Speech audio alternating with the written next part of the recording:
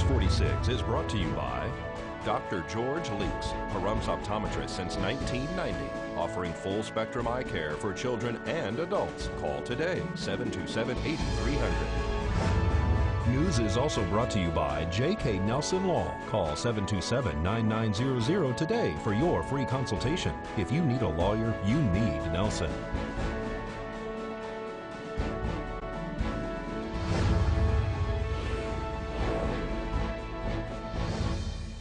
Tonight on News 46, a Tonopah man is arrested for auto theft, and Nye County students learn about social media. News 46 starts now. You're watching KPVM News 46 with Deanna O'Donnell.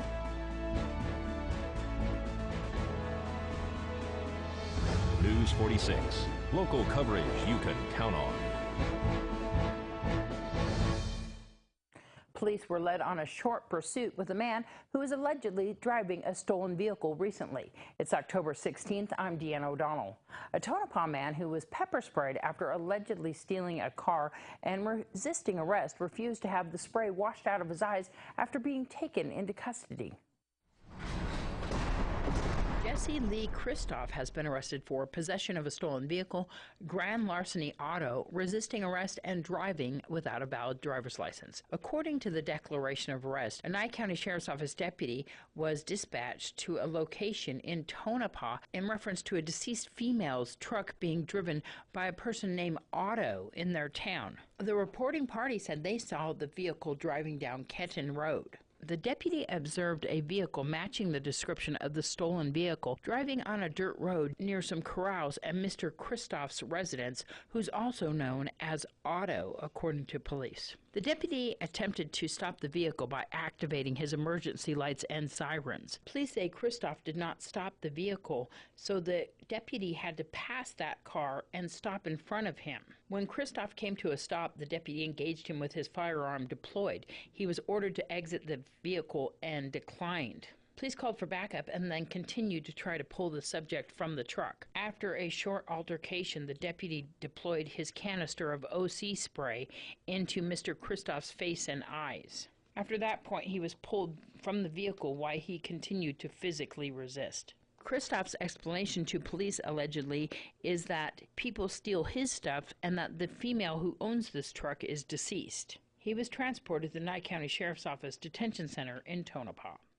The Clark County coroner tells News 46 that all 58 victims who died as a result of the 1 October incident were released by the Clark County Office of the Coroner Medical Examiner by October 6th. An autopsy has been completed on the suspect, Stephen Paddock. Multiple forensic analysis will be performed on Paddock, including a neuropathological examination of brain tissue at the Stanford University Department of Pathology, which is one of the county coroner's contracted neuropathology laboratories. At this time, they do not have an estimated completion date for the additional analysis.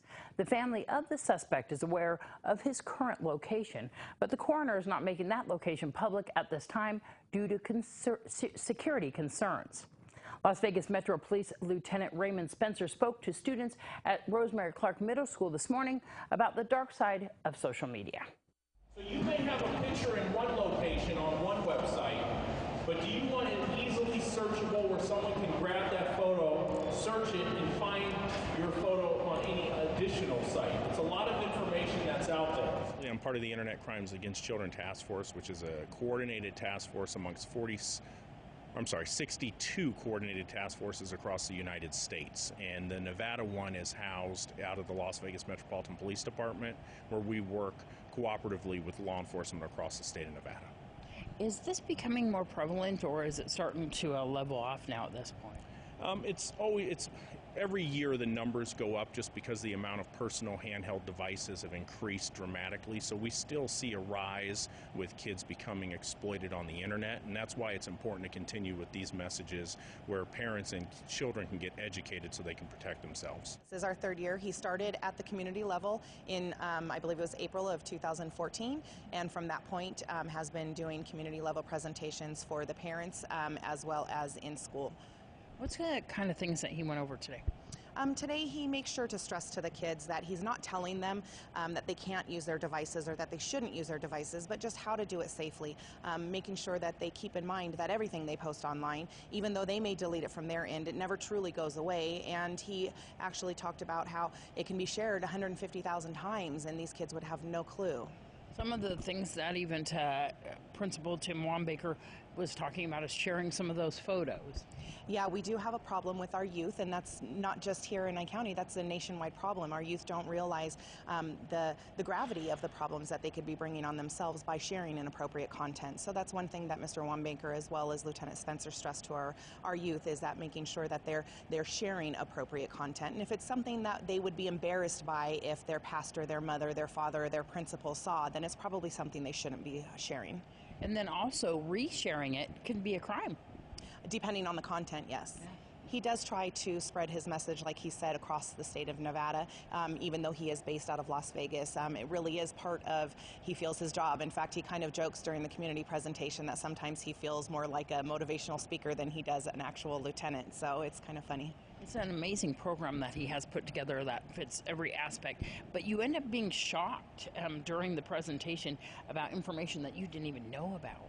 Yeah, and I always love to turn around and see the faces that the kids make when they find out some of this information, like some of the tracking information, and he talks about the XF data and the metadata and just how much data is actually stored in our cell phones. And you know, he tells the kids that they're literally walking around with a mini computer that holds every detail of everywhere that they've gone, and uploading pictures holds just as much detail, and they're really putting themselves in jeopardy in potentially dangerous situations by not knowing that information and not keeping themselves safe. So it's always interesting to see the look on their face when they have no clue what he's about to say.